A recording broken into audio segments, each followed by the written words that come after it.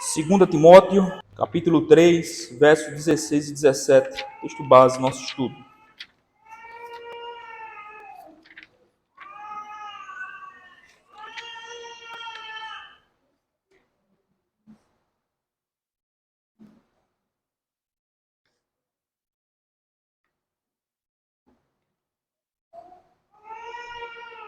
Diz assim a palavra de Deus, irmãos. Toda a Escritura é inspirada por Deus e útil para o ensino, para a repreensão, para a correção, para a educação na justiça, a fim de que o homem de Deus seja perfeito e perfeitamente habilitado para toda boa obra. A confiabilidade da Bíblia. Esse estudo nós iremos fazer com base na nossa confissão, no capítulo 1. Quem tiver e quiser abrir. Confissão de Fé Batista 1689, capítulo 1, sobre as Sagradas Escrituras.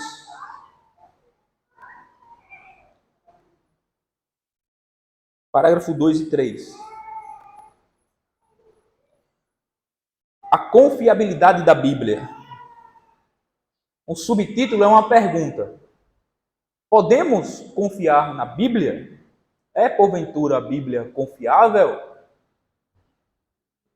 Como é que nós podemos ter garantia de que esses 66 livros nas Escrituras é a palavra de Deus? É um livro confiável, é um livro divino. É um livro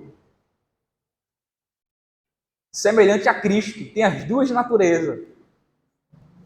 Ele é divino e humano. Deus eterno, divino, inspirou humanos, pessoas, e usou eles para registrar exatamente aquilo que é sua vontade, para revelar-se ao homem através da revelação objetiva, que é as Escrituras. Ele usou homens falíveis como nós. Tudo quanto está escrito para a nossa salvação e vida, totalmente de acordo com a vontade de Deus. Porventura, podemos confiar na Bíblia? É a Bíblia confiável? Então, com base aí na nosso parágrafo 2 e 3 da nossa confissão, capítulo 1. Deixa eu ler aqui rapidinho. Diz assim, parágrafo 2. Sob ou debaixo, do nome Sagrada Escritura, ou Palavra de Deus escrita, inclui-se agora todos os livros do Antigo e do Novo Testamento. Que são esses? Antigo Testamento são quantos livros? Uma Rose? 39. Certo. Quais são? Gênesis, Êxodo, Levítico, Números, Deuteronômio, Josué, Juízes, Ruth, 1 e 2 Samuel, 1 e 2 Reis, 1 e 2 Crônicas, Esdras, Neemias, Esther, Jó, Salmos, Provérbios, Eclesiastes, Cantares de Salomão, Isaías, Jeremias, Lamentações, Ezequiel, Daniel, Oséias, Joel, Amós, Obadias, Jonas, Miqueias, Naum, Abacuque, Sofonias, Ageu, Zacarias e Malaquias. Gênesis a Malaquias. São 39 livros. E do Novo Testamento, que são quantos livros, Felipe? Novo Testamento? Como? Quanto é, Felipe? Rose falou que é 20? Rapaz. Quanto é, Felipe? Quantos livros do Novo Testamento? Quantos livros no Novo Testamento? Sabe não. Mas, rapaz. Quanto, Tonton? 27 livros do Novo Testamento. 39 no Antigo e 27 no Novo, somando 66. Certo? Então grave aí, Felipe e Rose, grave aí vocês que ainda não tinham parado para pensar nisso. 39 livros Antigo Testamento, 39 livros Antigo Testamento, 27 livros Novo Testamento, que é composto por Mateus, Marcos, Lucas e João. os 4 evangelhos. Atos dos Apóstolos, o único livro histórico do Novo Testamento. Romanos, 1 e 2 Coríntios, Gálatas, Efésios, Filipenses, Colossenses, 1 e 2 Tessalonicenses, 1 e 2 Timóteo, Tito, Filemon, Hebreus, Tiago, 1 e 2 Pedro, 1, 2 e 3 de João, Judas e Apocalipse. 27 livros do Novo Testamento. Todos os quais são dados por inspiração de Deus para serem a regra de fé e vida. Todos esses 66 livros, 39 do Antigo, 27 do Novo, são dados por inspiração divina para serem para nós regra de fé e vida. Tudo quanto precisamos e devemos crer, bem como também o modo como devemos viver. Está escrito, está revelado objetivamente no livro sagrado. Ok? Terceiro parágrafo diz assim: os livros comumente chamados apócrifos, não sendo de inspiração divina, não fazem parte do cânon ou regra da Escritura e, portanto, não são de autoridade para a Igreja de Deus, nem de modo algum podem ser aprovados ou usados senão como escritos humanos. Então tem uns livros chamados apócrifos, que nós iremos ver aqui no estudo. Irmãos, durante um período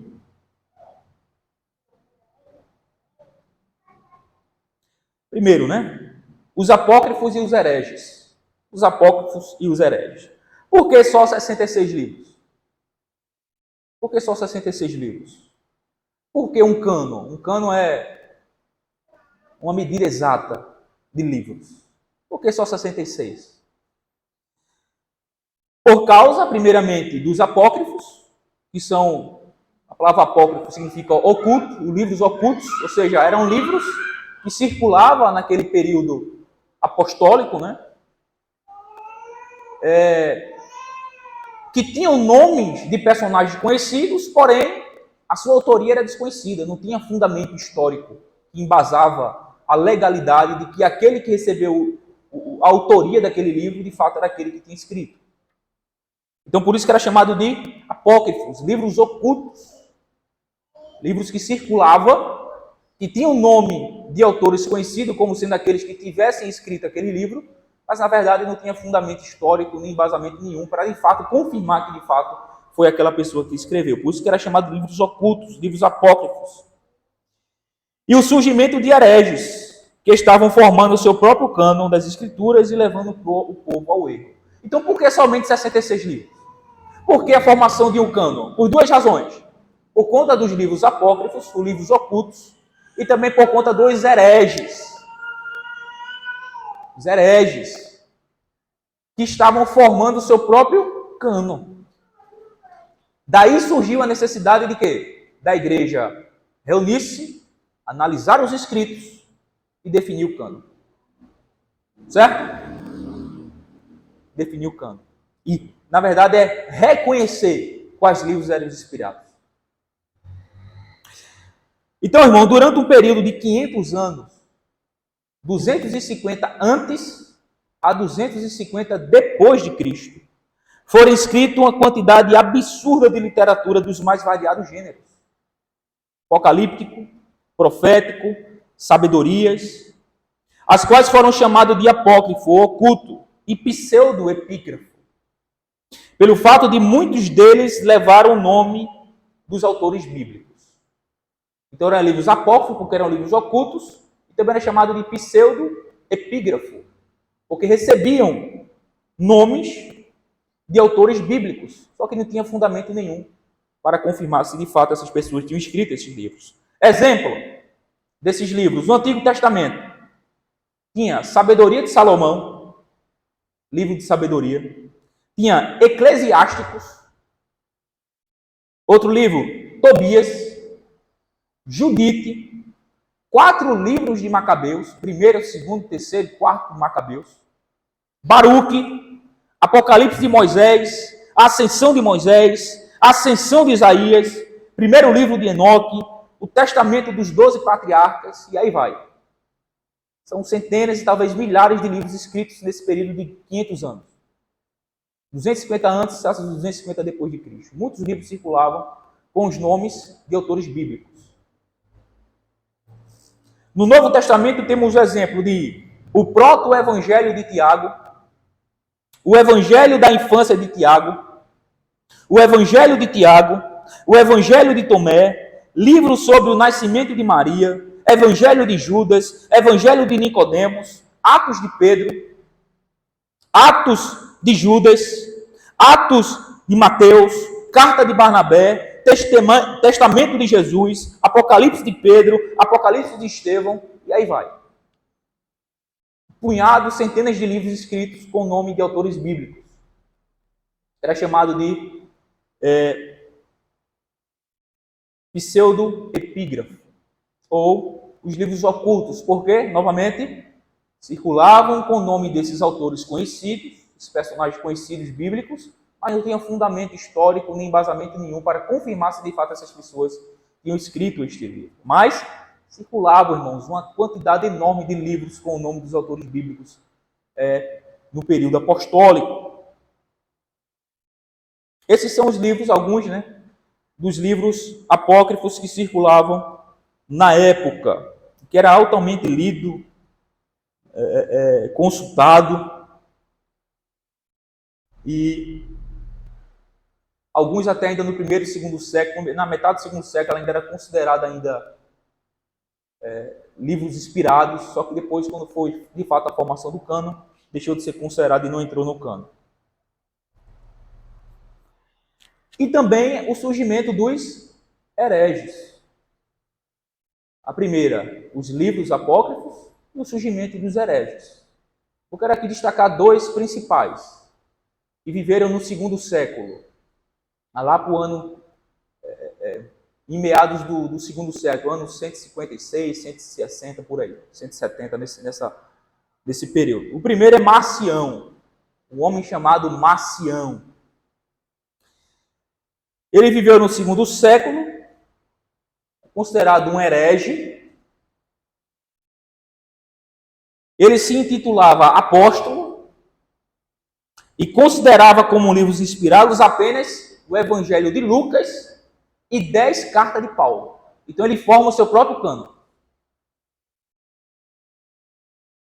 Sob o pretexto de ter recebido uma revelação de que o Deus do Antigo Testamento era diferente do Deus do Novo Testamento. Fazendo assim o quê? O seu próprio cânon. Então Marcião, como muitos outros, era altamente influenciado pelo gnosticismo, que nós estamos vendo na exposição de João. Já começou sendo influenciado ali já no primeiro século, os gnósticos surgindo. Quando chega no segundo século, o terceiro século, já fica ainda muito mais forte o movimento gnóstico. Então, Marcião é um dos que estava influenciado pelo gnosticismo, que é aquela ideia dualista, aquela filosofia dualista de as coisas materiais ser má e o espírito ser bom. Ele encontrou, segundo ele e a visão gnóstica, uma diferença do Deus do Antigo Testamento para o Deus do Novo Testamento. Então ele rejeitou completamente o Deus do Antigo Testamento, que ele é chamado de Demiurgo, que era um Deus mau, o Deus de Israel, o Deus de judeus, que matava, que mandava fazer coisas aberrantes, que criou o mundo, aquilo que é considerado mal, a coisa material, para o Deus amoroso do Novo Testamento, que se revela no Novo Testamento. Então ele faz uma divergência do Deus do Antigo Testamento para o Deus do Novo Testamento, que foi revelado na pessoa de Jesus Cristo. Então, por essa razão, ele rejeita completamente o Antigo Testamento e fica apenas com o Evangelho de Lucas, que é o Evangelho que fala da humanidade de Cristo, não cita praticamente nenhum texto do Antigo Testamento, e fica com 10 cartas paulinas, exceto as pastorais. Então, ele forma o seu próprio cânon, porque ele tinha o pretexto que tinha tido uma revelação, de que o Deus do Antigo Testamento é diferente do Novo, e por isso devemos ficar só apenas com os escritos a respeito do Novo Testamento. E alguns, somente o Evangelho de Lucas e somente 10 cartas paulinas. O resto não é inspirado, não. Então ele surge formando o seu próprio cânon. E também um outro herege chamado Montano. Também viveu no segundo século. Ele afirmava ser portador de uma nova revelação. Então veja que essa questão não é nova, Esse negócio de ter nova revelação. não é nova, isso perdurou ao longo de praticamente quase toda a história da igreja, né? Minando assim, ou querendo minar assim a inspiração e a suficiência das Escrituras. Então ele surge no segundo século afirmando ser o portador de uma nova revelação. Ele andava com duas mulheres, que eram consideradas duas profetisas de Montano, chamadas Maxila e Priscila. Maximila e Priscila. Sob o pretexto de estar recebendo novas revelações, afirmava ele ser o quê? O Paráclito. Ele dizia ser o próprio Espírito Santo. Veja que cabra poderoso. Ele dizia ser o próprio Espírito Santo, para o Paráclito, o Consolador, e exigia que as pessoas considerassem as suas revelações e profecias acima das Escrituras, as já reconhecidas da época. Montano. Marcião e Montano. Então veja que coisa. Um forma seu próprio cânon, rejeitando completamente aquilo que já era basicamente reconhecido como inspirado, que era todo o Antigo Testamento. Principalmente na Septuaginta, né, que é a versão grega do Antigo Testamento. E era considerada, no primeiro século, o Antigo Testamento era o livro, a Bíblia dos cristãos, até então. Certo? E os escritos dos apóstolos já circulavam, né, como sendo também de autoridade, mas ainda não estava sendo reconhecido, nem ainda tinha sido fechado o cano. Então Marcião vem e forma seu próprio cano com o Evangelho de Lucas e apenas 10 cartas paulinas. E depois também aparece um tal de Montano dizendo ser o próprio Espírito Santo, o Paráclito, o Consolador, afirmando ter novas revelações. Andava com duas mulheres que eram consideradas duas profetisas, Maximila e Priscila. Tudo que elas falavam, revelava, ou ele falava ou revelava, tinha que ser tido como autoridade e palavras inspiradas acima das Escrituras, já conhecidas na época. Então, irmãos, com a multiplicação dos escritos apócrifos e o surgimento do herege Marcião e Montano, Marcião com seu próprio cânon e Montano com a ideia de uma revelação continuada, surge também o quê? A necessidade da igreja reconhecer o que verdadeiramente vinha da parte de Deus. Então, surgindo esses problemas, que estavam causando muito problema na igreja lá do primeiro e segundo século. Gente formando o seu próprio cano, outros dizendo ter revelação continuada, enganando o povo às massas, aberrações, doutrinas estranhas. Então a gente vai ver, não, agora a gente precisa de fato sentar, analisar e reconhecer quais são os livros em meio a tantos esses que de fato vêm da parte de Deus.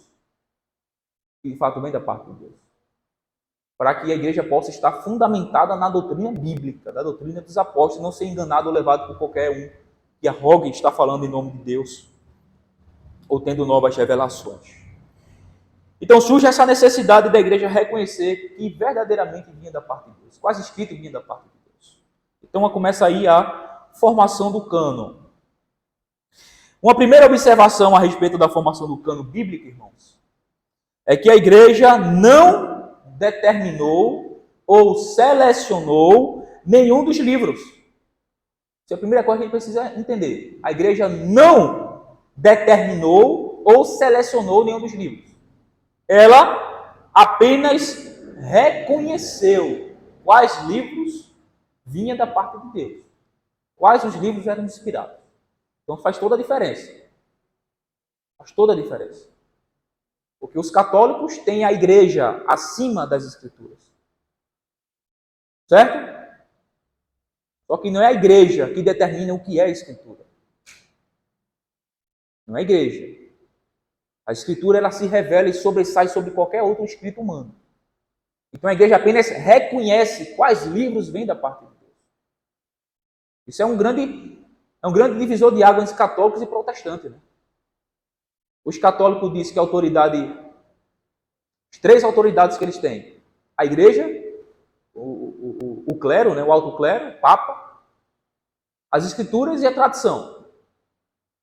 Enquanto nós, só a escritura. Autoridade sobre nós.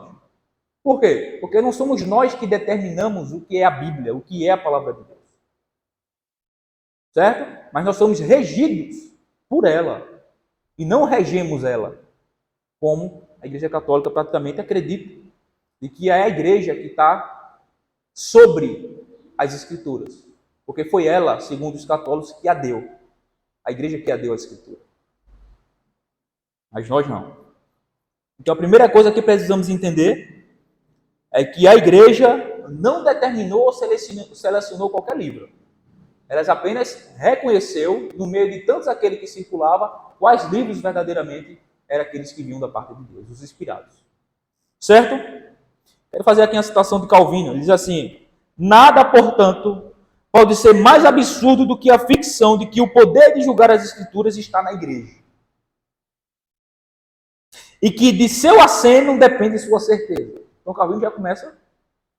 Olha, nada soa mais absurdo do que a ficção de que o poder de julgar as Escrituras está na Igreja e que de seu aceno depende sua certeza. Não.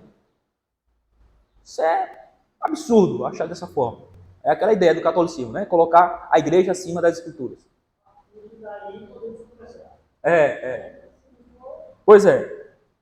Quando a Igreja o recebe e lhe dá a marca de sua autoridade, ela não torna autêntico o que de outra forma seria duvidoso ou controvertido.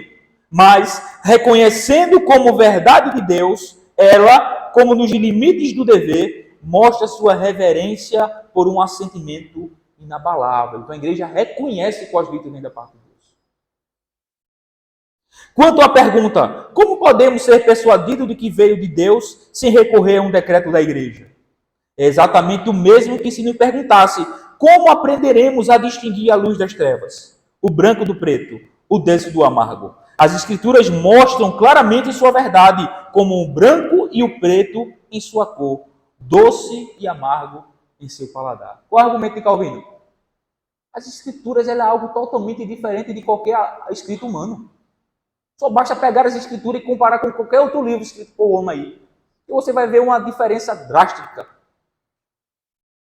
Aí o argumento deles é, ela se destaca e se contrasta com qualquer outro livro de tal maneira como se fosse a luz das trevas, o branco do preto, o doce com o amargo. É tão nítido quanto isso. É tão claro de se perceber quanto isso, de que as Escrituras ela é um livro completamente diferente de qualquer escrito humano. Assim como o doce é diferente do amargo em nosso paladar. Conseguimos distinguir claramente. Assim como conseguimos distinguir o preto do branco tão claramente, assim também as Escrituras, a gente consegue distinguir a verdade, de qualquer outro escrito humano. Esse é o argumento de Calvino e de fato é isso que nós cremos.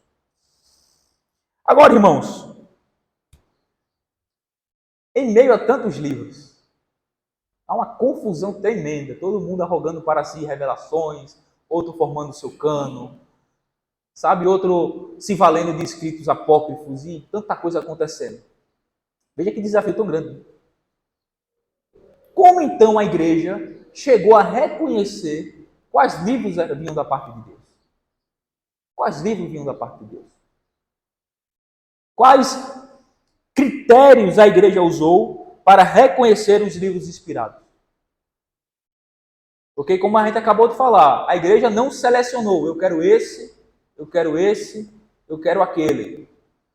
A igreja reconheceu quais livros eram inspirados, no meio de tantos. Então, para isso, exigia-se critérios. Então, quais os critérios a igreja se valeu, usou, para, enfim, reconhecer quais os escritos vinham da parte de Deus? Praticamente 4 critérios, irmãos. 4 critérios. 4. A igreja usou para chegar ao reconhecimento de quais livros, em meio a tantos aqueles que circulavam, vinham da parte de Deus. Primeiro critério: apostolicidade. Os livros deveriam ter sido escritos por algum apóstolo ou por alguém próximo deles. Esse é o primeiro critério. para se identificar quais livros, em meio a tantos que circulavam, vinham da parte de Deus. A primeira pergunta que se fazia é: foi um apóstolo que escreveu? Foi. Ok, já passou no primeiro critério. Não, não foi não. Não foi não? Mas foi escrito por quem? Não, foi escrito por um que andava com o apóstolo. Como exemplo, Lucas, andava com Paulo. Escreveu o Evangelho de Lucas, escreveu Atos. Ou, por exemplo, Marcos, que andava com João. Certo? Então, o primeiro critério era ou tinha que ter sido um apóstolo que tinha escrito, ou então alguém de primeira linha que andava junto com os apóstolos, que conviveram com ele, que andaram com ele, que falaram com ele. Ok? Esse é o primeiro critério, a apostolicidade. Esse livro aqui, quem foi que escreveu? O apóstolo João. Ok. Ok. Quem foi que escreveu? Não foi nenhum dos apóstolos. Não, não. Mas quem? Então quem foi? Foi Marcos. Ah, Marcos, o discípulo de João? Foi, que andava com João? Exato, certo. Vamos considerar isso aqui mais um pouco. Não, foi Lucas, que andava com Paulo. Escreveu o Evangelho e escreveu Atos. Ok. Então tinha que ser ou um apóstolo ou alguém que andava com o apóstolo. De primeira linha, estava ali lado a lado com ele. Esse é o primeiro critério. O segundo critério era concordância nos ensinos. Concordância nos ensinos. O conteúdo dos escritos deveria estar de acordo com os ensinos dos apóstolos. É a regra de fé. Não deveria ser nada novo. Não deveria ser nada acrescentado. Não deveria ser nada além daquilo que os apóstolos já tinham ensinado. Deveria ser de acordo com a regra de fé. Deveria estar em concordância com a doutrina dos apóstolos. Certo?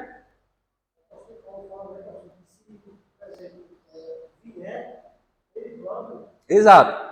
É Gálatas 1, né? Olha, se ainda um anjo do céu vos pregue outro evangelho, além daquele que nós já temos anunciado a vocês, sejam anátemas, malditos. Veja que pregação forte. Paulo fazendo, olha, o evangelho é esse, ninguém toca nisso. Isso é o tesouro da igreja, como disse Lutero, né? O evangelho é o tesouro da igreja, não é os méritos do santo, né? Como eles diziam. Então Paulo diz, se alguém pregar outro evangelho que vá além desse que nós já temos pregado a vocês, sejam malditos. Sejam malditos. Então, o segundo critério que a igreja usou para reconhecer os livros inspirados, aqueles que vinham da parte de Deus, era a concordância dos ensinos. O conteúdo desse livro tinha que estar completamente de acordo com a doutrina dos apóstolos. Se tivesse diferente disso, já suspeitavam.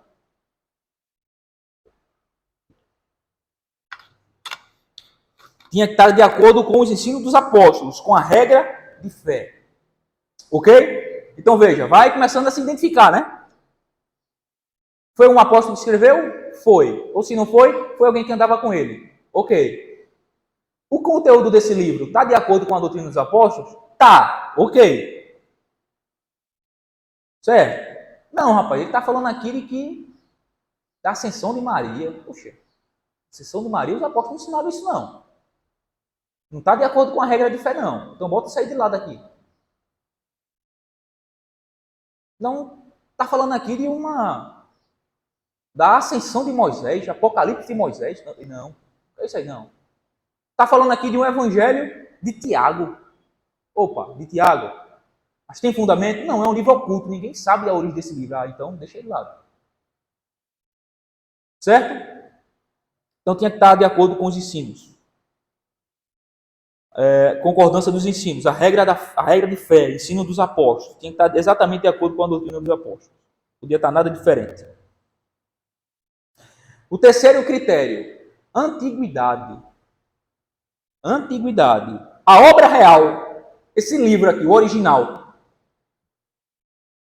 foi para a época dos apóstolos ou veio muito mais tarde das testemunhas oculares de que não eram confiáveis? Antiguidade. Esse livro aqui ele foi escrito quando? Não, semana passada. Não, esse livro aqui foi escrito no primeiro século. Na época, lá, ano 80. Esse Apocalipse aqui de João, Apocalipse de João, foi escrito quando? Olha, tem fundamento histórico, tem embasamento, e que ele foi escrito lá no ano 95, mais ou menos. Ok, então bate com a vida de João. Eu estava vivo. Está na data da época dos apóstolos. João foi o último apóstolo a morrer, né? Então, está datando, ok. Então o livro tinha que ser antigo, tinha que ser da época dos apóstolos. Se fosse posterior, aí não. Se fosse lá do segundo século, não. Por quê? Porque os apóstolos morreram no primeiro século. O último a morrer foi João, lá para o ano 95, 96, mais ou menos. Então, se passasse acima de 100, o senhor já desconfiava. Certo?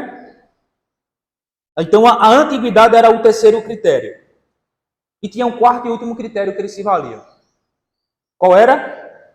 A universalidade, a catolicidade dos livros. O que significa? Os escritos deveriam ser reconhecidos por todas as igrejas. O Evangelho de João é reconhecido aqui em Jerusalém? É. É reconhecido na igreja de Roma? É. A igreja lá de Éfeso, elas têm o Evangelho como inspirado? Tem, reconhece. E lá nas igrejas da Ásia Menor? Também. E essa igreja lá para lá da Macedônia, da Galácia? Tem também. Certo? Então tinha que ser reconhecido por todas as igrejas da época. Então veja, colocando esses critérios, a igreja chegou ao reconhecimento de quais livros eram livros inspirados. Em harmonia com todos esses critérios. A apostolicidade do livro, era um apóstolo que tinha escrito, ou então alguém que andou com o apóstolo. A concordância dos ensinos.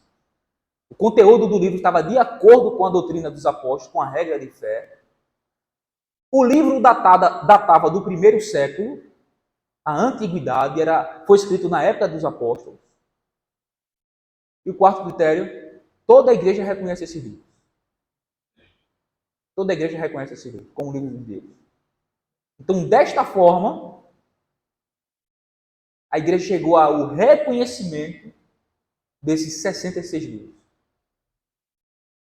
E foi assim, irmãos, até o século XVI. Porque quando chega no século XVI, acho que no Concílio de Trento, foi que a igreja introduziu mais 7 livros. A igreja romana.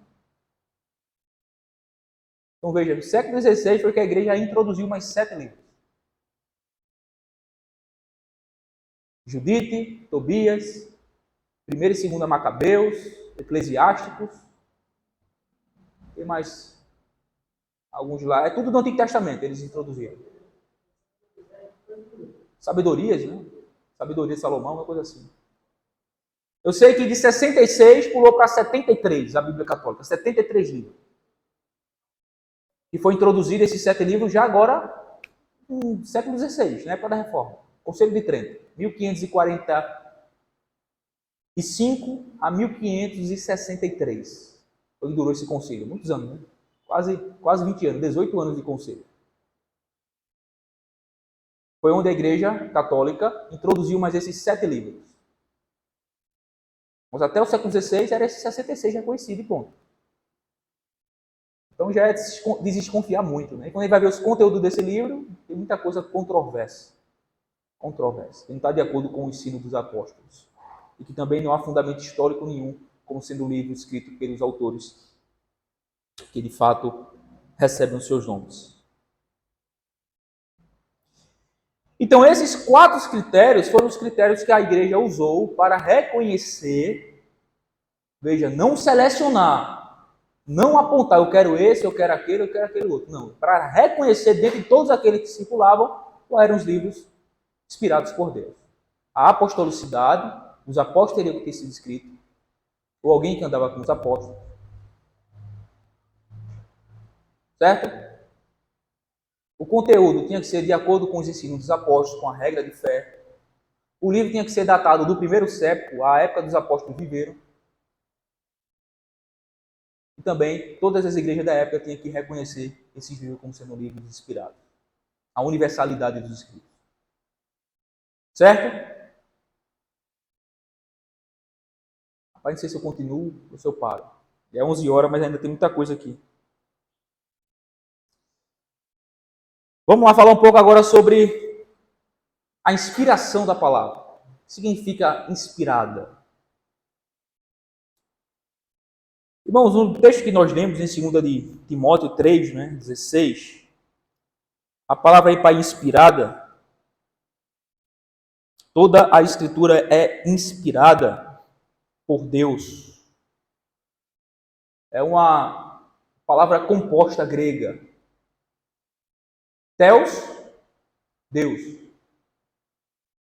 Pneustos. É respirar ou expirar. Pneu. Então, tem a ideia disso. Theos, pneustos, a palavra grega. Theos, Deus, pneustos. Espírito, inspirar, soprar, alguma coisa desse tipo.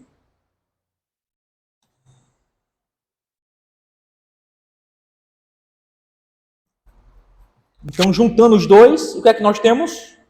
Soprado por Deus. É isso que a palavra inspiração significa. É uma palavra que foi soprada por Deus. Vem do próprio ser de Deus, do íntimo de Deus. Sopra de dentro para fora. Coloca para fora as suas palavras.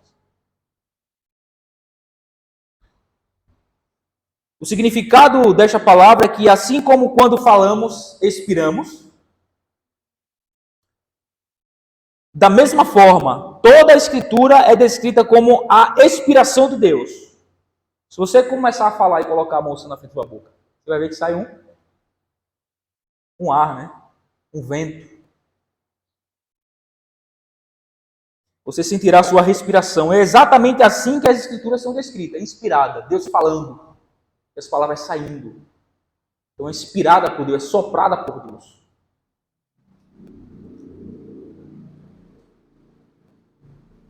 É como se ela fosse exalada do próprio Deus. E a dedução é lógica, irmão, que se segue inevitavelmente é que a palavra não pode errar. Por ser uma fonte incapaz de mentira e erro. Se é inspirada por Deus, se é falada por Deus, se Deus é a fonte, então ela é o resultado dessas palavras, ela é o quê? Inerrante, infalível, não contém erros nem falha, porque a fonte não tem erro nem falha. É incapaz de mentira e erro. A fonte é incapaz de mentira e erro, Deus. Então, o resultado da sua operação, da sua ação, da sua palavra, é igualmente exato. Incapaz de erro ou de mentiras. Um fato de alta importância é que a inspiração aqui não é um evento ou processo na vida dos vários autores bíblicos. A finalidade da inspiração é o próprio texto.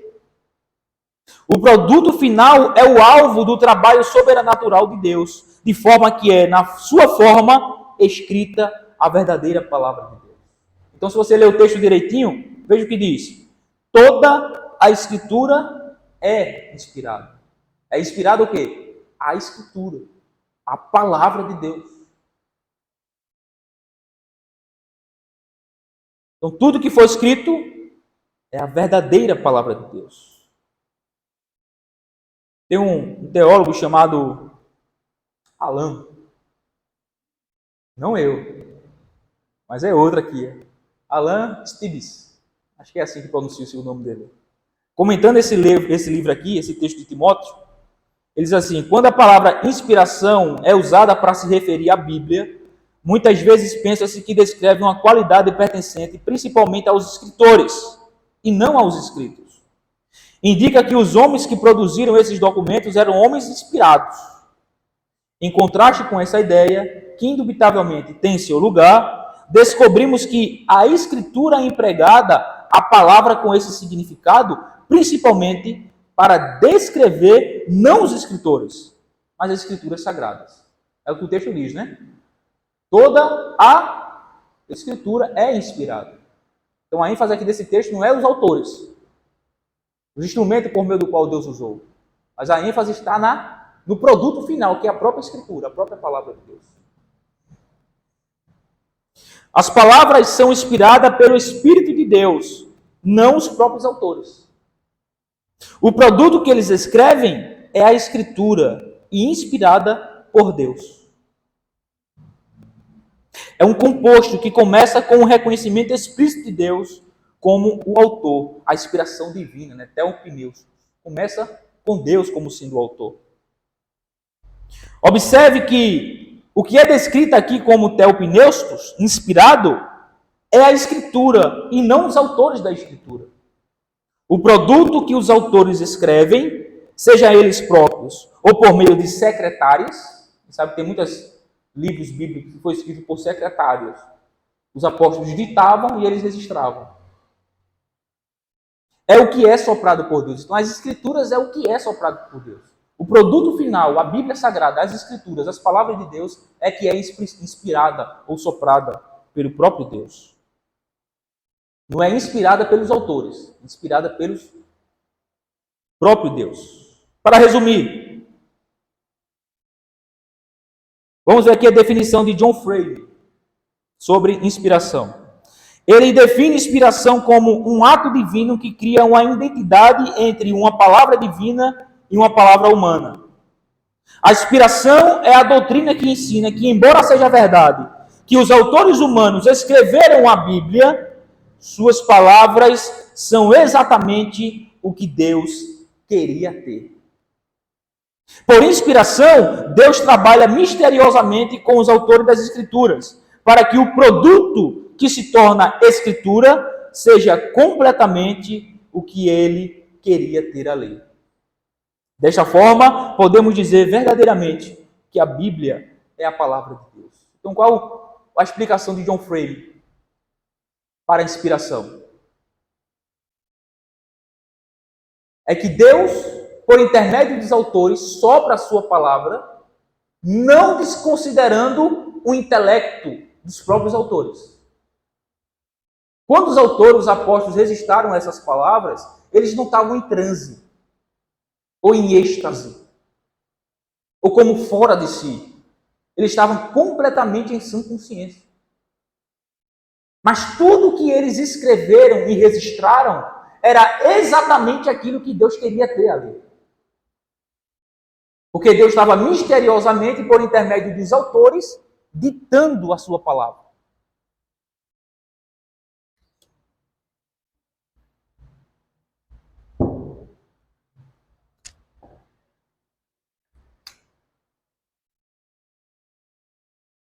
Então veja, deixa eu só explicar isso aqui. Quando eu falei ditando, não é que os apóstolos ou os autores estavam ouvindo Deus dizendo, não, escreve isso, isso, isso, não. Mas eles estavam conscientemente, com a sua própria razão, com o seu próprio intelecto, registrando essas palavras. E Deus estava misteriosamente, através do Espírito Santo, por intermédio dos autores, exatamente registrando objetivamente tudo aquilo que Deus queria que tivesse ali. Então é Paulo, lá na cadeia de Roma, né? Escrevendo. Filipenses, estava preso. O Efésios também. As cartas das prisões. Está lá Paulo escrevendo Filipenses. Em totalmente sã consciência, dentro da sua razão, não em êxtase, não em transe. Mas tudo que Paulo estava registrando era aquilo que Deus estava trazendo ao seu coração, à sua mente, através do Espírito Santo. De modo que tudo que ele registrou, tudo que ele escreveu, a carta que ele enviou aos Filipenses, era exatamente as palavras, o ensino, a doutrina que Deus queria que tivesse ali. Entenderam? É assim que se dá a inspiração. Os autores não saem, não ficam em êxtase, ou ficam fora de si, ou em transe, ou quando termina, né, aquele momento ali, eu não lembro de nada. Está aqui um produto, um livro lá escrito. Foi Deus que escreveu, porque eu não lembrei de nada, eu estava em êxtase, estava fora de mim. Quando eu me dei conta, estava eu livre. Foi assim. Deus usou a própria capacidade cognitiva e intelectual dos próprios autores bíblicos. Por isso que há diferença de gêneros nas escrituras. A poesia, a profecia, a cântico, a doutrina, a história. Há nas escrituras diferente estilo de escrita. Paulo escreve de um jeito, Pedro escreve do outro, João escreve do outro, Marcos escreve do outro, é o evangelho mais simples, porque escreve para os romanos. Então veja que Deus vai usando homens comuns, dentro das suas próprias capacidades, dentro do seu próprio entendimento, do seu próprio conhecimento, para registrar as suas palavras. Veja que coisa grandiosa, né? Pois é. O próprio Pedro reconheceu a dificuldade de algumas passagens do que Paulo tem escrito nas suas cartas. Na sua segunda carta dele, ele escreve sobre isso. Segunda carta de Pedro, capítulo 3, quando ele está falando a respeito da vinda gloriosa de Cristo, né, dos últimos dias.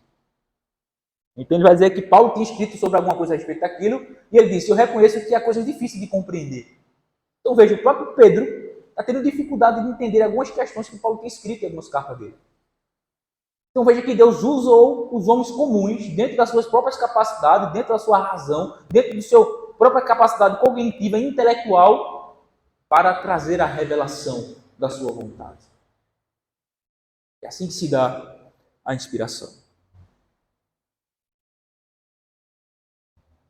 Deus trabalha misteriosamente com os autores das Escrituras para que o produto que se torna a Escritura seja completamente o que ele queria ter ali. O que temos aqui é exatamente o que Deus queria que tivesse. Conclusão. As Escrituras são a única regra infalível de fé e vida. Ele nos ensina os caminhos de Deus e como devemos viver como servos fiéis. Neles, ou nelas, encontramos a palavra da vida. Elas são o nosso pão de cada dia. Por meio delas, nosso Redentor fala conosco e nos santifica. Quer ouvir Deus falar, né? Como disse Augusto Nicodemos. Quer ouvir Deus falar? Quero. Leia a Bíblia. Quer ouvir Deus falar de forma audível? Quero. Leia a Bíblia em voz alta. Que é a palavra de Deus. Ou em áudio, né? Coloca um áudio lá narrando a Bíblia e pronto. Você está ouvindo a voz de Deus. Audivelmente. Por meio delas, nosso Redentor fala conosco e nos santifica. Esta é a doutrina da sola Escritura, irmão. Sola Escritura, somente as Escrituras. A Escritura é a maior e única autoridade infalível para a igreja. Isso não significa que não podemos nos beneficiar dos escritos bíblicos, como as confissões, por exemplo. Isso não significa que a gente não deve beber de fontes extras bíblicas, como bons livros teológicos, como confissão de fé. Não significa isso. Mas ela é a autoridade final e é inspirada e a palavra de Deus. Por exemplo, em vez disso, o tribunal final da apelação é para as Escrituras, porque somente elas são descritas como dadas por Deus e inspiradas por Deus, e, portanto, falam as palavras de Deus, a autoridade mais alta do universo. Elas são as únicas palavras inspiradas por Deus e em posse da igreja, portanto, são a única regra de fé e vida. Não se submeta a nada que não esteja nas Escrituras. Completamente livre para dizer não. Por quê? Porque não é bíblico. Não tem obrigação de me submeter a isso, não. Mas você tem, não tenho, não. É bíblico? Não é, mas tem, não, mas não tenho, não. Então, ela é a única regra de fé e prática. Certo?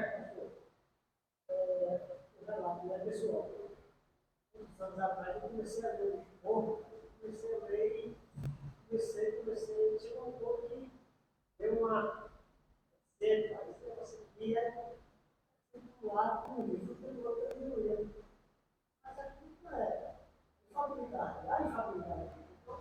É, pois é. Pois é, a escritura é onde todas as coisas vão ser julgadas, né? Todos os escritos, todos os ensinos vão ser julgados e subordinados a ela. Debaixo do seu juízo. Se tiver de acordo com ela, ok. Se emanar dela as verdades, que só emana dela, né? Ok. Deus exerce seu senhorio sobre nós por meio das Escrituras. Ele fala conosco, nos admoesta, nos corrige, nos repreende, nos encoraja por meio das Escrituras. Se quisermos uma palavra de Deus, abrimos as Sagradas Escrituras e ouvimos Deus falando ali. Ter a Bíblia como regra de fé e vida é a coisa mais racional que um cristão pode fazer. Pois afirmamos que a Bíblia é a própria palavra de Deus. Portanto, é sabedoria divina e ensino divino. E por que devemos negar a nós mesmos tal bênção? Ter o Deus do universo falando conosco e nos instruindo é uma bênção imensa. Imagine, irmãos. Imagine isso. Você tem um livro que Deus fala com você através dele. Você, eu, nós, a igreja tem um livro, o mundo tem um livro, dado pelo Deus Criador, em que por intermédio dele Deus fala conosco. Deus se revela a nós podemos conhecer a Deus objetivamente, claramente a respeito de quem é este Deus que fez todas as coisas a partir do qual nós fomos criados. Você tem um livro que através dele você pode se relacionar com Deus. Você pode conhecer a Deus. Você pode saber a vontade de Deus para a sua vida, o que Ele exige para você, o que Ele proíbe você, como você é protegido, como você é guiado, por onde você deve andar. Então veja que coisa extraordinária. Coisa extraordinária, rapaz. A gente negligencia tanto isso, né, às vezes, né? Aí me deixa a Bíblia lá, pega lá uma vez na semana. Sabe, de modo tão, assim, esporádico. Eu não tenho nada para fazer hoje, vou ler a Bíblia. Então, na verdade, deveria ser a nossa prioridade. Prioridade, por intermédio do qual nos relacionamos com Deus. E Deus se revela a nós, Deus se mostra a nós, é ensinado o que nós devemos crer, é ensinado o modo como nós devemos viver, pois ela é a única regra de fé e prática. Então, irmãos, a Bíblia é a palavra de Deus. Isso é um livro divino. Um livro dado por Deus. Eu gosto de apelar também para a suficiência, a inspiração, a infabilidade, a inerrância das Escrituras. Para alguns dados bem importantes. Veja como a Bíblia é um livro totalmente diferente de qualquer outro escrito humano. A Bíblia foi escrita em 3 línguas. Quais são? Luana, quais são as 3 línguas que a Bíblia foi escrita?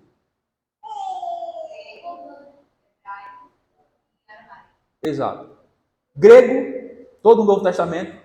Hebraico e algumas pequenas partinhas no Antigo Testamento que foi em aramaico. Alguns pedaços de Daniel, por ali. Mas, na sua totalidade, né, na sua maioria, hebraico e grego. A Bíblia foi escrita em 3 continentes diferentes. O continente europeu, africano e asiático. Nesse território, em 3 que cobre 3 territórios do mundo. 3 continentes. Presta atenção. 3 línguas diferentes. 3 continentes diferentes. Ela foi escrita por mais de 40 autores, a maioria dos quais nunca se viram, nunca se conheceram. E ela foi escrita em um período de 1500 anos. Veja, 1400 anos antes de Cristo a 100 depois de Cristo. Um período de 1500 anos a Bíblia foi escrita por 40 ou mais autores diferentes. em 3 continentes diferentes, em 3 línguas diferentes. E o que mais deixa a gente de boca aberta é que ela não se contradiz. Ela traz a única e a mesma mensagem central, o Evangelho. A obra de Deus para a salvação de pecadores por intermédio da pessoa bendita do seu Filho amado Jesus Cristo. Me diga outro livro que tem essas características. Vou dar outro dado, viu? A Bíblia é o livro mais bem comprovado histórica e arqueologicamente.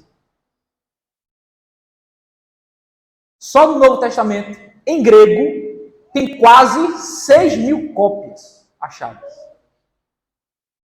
5.700 lavar o trem, 5.800 e quase 6.000. Só em grego. Em latim tem cerca de 10.000 cópias achadas no Novo Testamento. Fora outras línguas, copta, egípcio e outras línguas lá do antigo. Então, ao todo, só o Novo Testamento tem quase cerca de 20.000 cópias achadas. É o livro mais bem atestado e comprovado historicamente e arqueologicamente. Me diga outro livro que tem essa quantidade de cópias. Os maiores clássicos que a gente tem aí não passa de algumas dezenas de cópias achadas. E que data bem depois dos originais. A Bíblia, as cópias que nós achamos, tem cópia do 2º século, bem pertinho dos apóstolos. Então é o livro mais confiável do mundo, não tem outro igual a esse. E nós podemos confiar de fato nele, que é a palavra de Deus, que é as Escrituras Sagradas, a partir da qual Deus se revela ao homem objetivamente. Então, não negligencie a sua velha Bíblia que está sobre a estante, ou que está embaixo da cama, ou que está enrolado no lençol, ou que está jogada no canto da parede. Palavra de Deus, valorize isso. Você sabe quantas pessoas morreram, quanto sangue foi derramado para que essa palavra aqui pudesse chegar até nós? Você não tem noção de quanto sangue foi derramado por conta dessa verdade aqui revelada. Você sabe o que as pessoas dariam para ter muitos crentes aí em muito lugar no mundo, daria para ter um exemplar desse? Que em alguns lugares eles simplesmente trocam páginas uns com os outros, porque não tem uma Bíblia completa. Só tem algumas páginas rasgadas. Um pedaço do Evangelho de João, outro pedaço da Carta de Paulo, outro pedaço de Apocalipse, outro pedaço de quem. Fica fazendo assim, um circular, olha. Eu passo um tempo com um pedacinho da Carta de João, leio, memorizo. Daqui a pouco eu troco com o Sandro, que o Sandro tem um pedaço de Pedro. E eu pego a de Pedro e dou a minha de João a ele, e a gente fica assim, ó, revezando, trocando, circulando. Isso é o que acontece em alguns lugares no mundo para alguns cristãos. Porque não tem a Bíblia. São perseguidos. Outros são presos por conta disso. Outros são mortos por conta disso. Enquanto a gente tem a Bíblia em nossa mão, temos a liberdade de lê-la, de estudá-la, de pregá-la. Então valorize. Dê valor. Temos várias versões que nos ajudam a compreender ainda mais profundamente as verdades bíblicas. Então, vamos valorizar isso, certo? Porque temos na nossa mão a palavra de Deus, Escritura Sagrada. Amém.